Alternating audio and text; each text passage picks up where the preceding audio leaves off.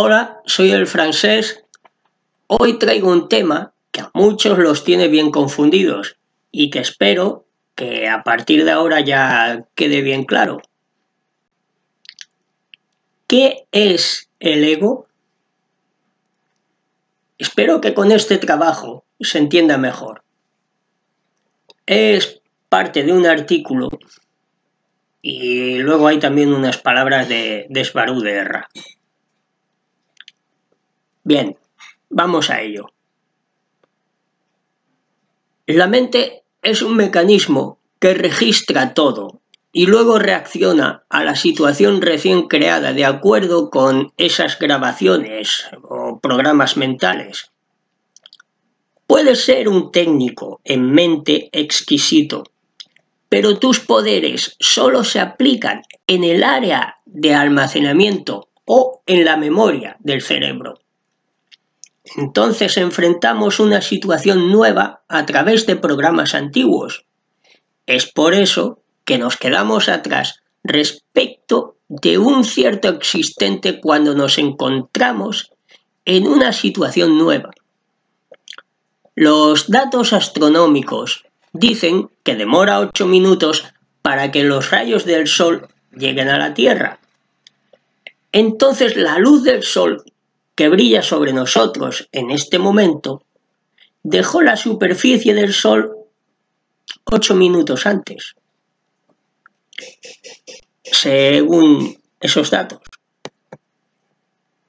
Cualquiera que se identifique con la mente se rige por las circunstancias como las circunstancias en una persona estimulan las emociones y los pensamientos, por lo que deben comportarse en consecuencia.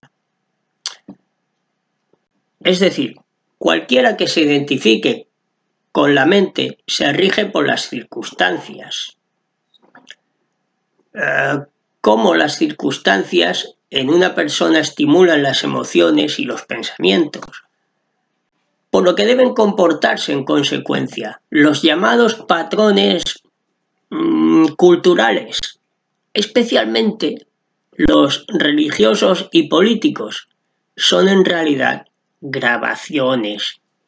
Son programas que han sido preestablecidos y se activan en ciertas situaciones, predeterminando el comportamiento humano. Ya sabéis esto, que por ejemplo, no digas esa palabra que eso es pecado. No hagas tal cosa que eso es pecado. Ya sabéis, por la parte religiosa, por ejemplo, pues estos son, claro, te programan, de alguna manera ya te programan para que tengas un tipo de comportamiento de acuerdo a sus intereses. Por eso dice que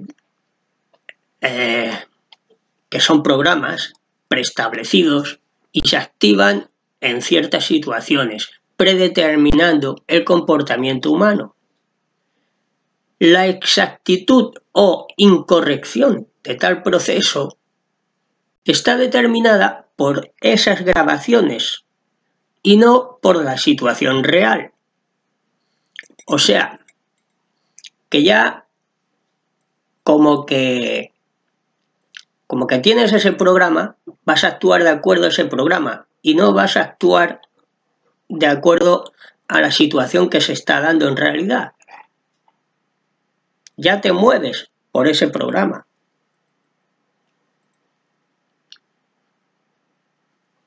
Disculpadme, se seca mucho la garganta. Bueno, seguimos.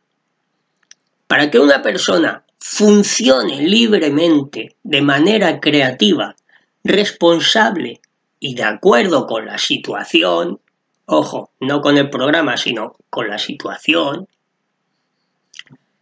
debe superar la mente y conectarse con su conciencia. La conciencia nunca se queda atrás.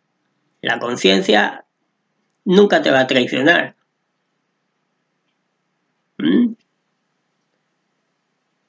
es aquello que decimos a veces, bueno, yo hago caso de mi intuición porque mi intuición nunca falla. Porque la intuición viene de la conciencia. La conciencia no se queda atrás, no. La meditación es una buena forma de entender qué es realmente tu mente y dejar de identificarse con ella al mismo tiempo. También es una forma de reconocer tu verdadera naturaleza. Dejarás de suprimir cosas y comenzarás a observar tus emociones y pensamientos como si fueran sensaciones externas. Cuando descubres tu conciencia, te vuelves centrado, lo que te permitirá decidir cuándo y por qué usarás la mente. La mente, el ego, ya no te usa, pero estás usando tu mente para su verdadero propósito. La sabiduría no es obtener conocimiento, montañas de conocimiento, sino comprender tu conciencia y de qué manera difiere de tu mente. Aquellos que no pueden ver la diferencia entre la mente y la conciencia encuentran que es muy difícil escapar de la vida que no quieren vivir. El ego. La forma en que uso la palabra ego se refiere a tu objetivo, la identidad física del mundo. Esto incluye tu cuerpo físico y tu mente. Su ego incluye su nombre, su trabajo, su hogar, sus relaciones, su personalidad, sus hábitos, su película favorita, sus creencias espirituales, etc. Los contenidos de tu mente son parte de tu ego. Tu ego es tu carácter humano y todas sus trampas individuales en el universo. Es una práctica común,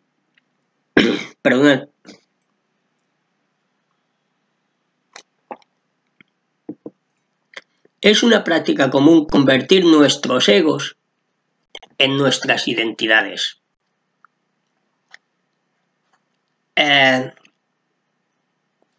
Bueno, podría decir soy el francés.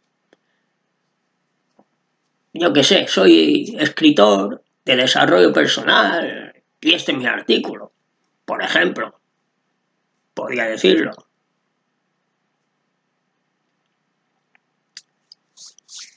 Pues vamos a ver. Me enseñaron que yo soy un cuerpo físico en un universo físico. Mi cerebro físico da lugar a mis pensamientos y mis pensamientos me dan consciencia. También me enseñaron que cada persona que conozco también es un ser egocéntrico. Ellos tienen sus propios cerebros, sus propios pensamientos y sus propias conciencias. Tienen sus propios cerebros, sus propios pensamientos y sus propias conciencias. También tengo un espíritu, y cuando mi cuerpo físico desencarne, me convertiré en ese espíritu y conservaré la conciencia de mi vida anterior. Esa es aún la identificación del ego. La identificación del ego parece perfectamente normal para la mayoría. Es tanto el defecto que apenas lo cuestionamos, pero en muchos de mis estudios espirituales descubrí que quienes podríamos considerar iluminados hacían precisamente eso. Al principio la idea de que podía ser más que mi ego me pareció una locura. En el mejor de los casos, fue una ilusión. Cuando comencé a cuestionar más profundamente, comencé a darme cuenta de que, aunque tengo un ego, no necesariamente significa que sea mi verdadera identidad. Me preguntaba si podría ser un error identificarme con mi ego. Pero, ¿cuál era la alternativa? Bien, hasta aquí lo del artículo. Ahora, el ego según Svaru de Erra. Ojito que aquí Svaru decía cosas bastante importantes. Así que mucha atención, por favor. El ego es la identidad que tienes en la Tierra y todo lo que es asociado a esa identidad. Es finita, o sea, limitada. Pero tú no lo eres. Tú no eres finito. Casi todos los maestros espirituales insisten en trascender el ego, en no tener ego, en superarlo o reprimirlo. Está en todas partes. Lo siento mucho, pero yo difiero. El negar que existe nuestra identidad temporal causa una esquizofrenia muy fuerte. Es negar lo innegable. Porque, a ver, el propósito de encarnar es el experimentar, el tener un ego, una identidad de separación de un tú versus un yo. ¿Se entiende esto? Os lo repito. El negar que existe nuestra identidad temporal causa una esquizofrenia muy fuerte. Es negar lo innegable, porque el propósito de encarnar es el experimentar, el tener un ego, una identidad de separación de un tú versus un yo. Ilusión de separación, porque solo es eso, ilusión. Ego ya es mala palabra. Egoísta, ególatra. Yo digo que se debe tener un ego sano, aceptarse a sí mismo. Se debe tener un ego sano, aceptarse a sí mismo. El querer ese ego lo sana y no lo impulsa a tener una reacción de autoprotección, porque eso es una reacción de la supervivencia del ego, del inconsciente de la persona, del cuerpo avatar vivo al verse amenazado por el intento continuo por borrarlo, por eliminarlo, por alcanzar el estado del no ego que se dice iluminación y no lo es. No lo es. Todos tenemos problemas aceptándonos por lo que somos. No se puede escapar al ego. Somos lo que somos. Somos lo que somos, nos guste o no. No se puede escapar al ego. No pierdas el tiempo con eso. Escaparás cuando desencarnes y estés al otro lado, en los planos más altos. El propósito de estar vivos es el tener un ego, una identidad. Cuando llegues a la fuente, ahí ya no necesitarás para nada el ego, porque estarás en el todo. Ya no habrá individualismo, ya no habrá separación de nada, estarás en el todo. Por tanto, ahí ya no necesitas ego, por eso digo lo de los planos más altos. Cuando estés al otro lado, en planos más altos, ahí se pierde el ego. Bueno, Perdóname un segundo.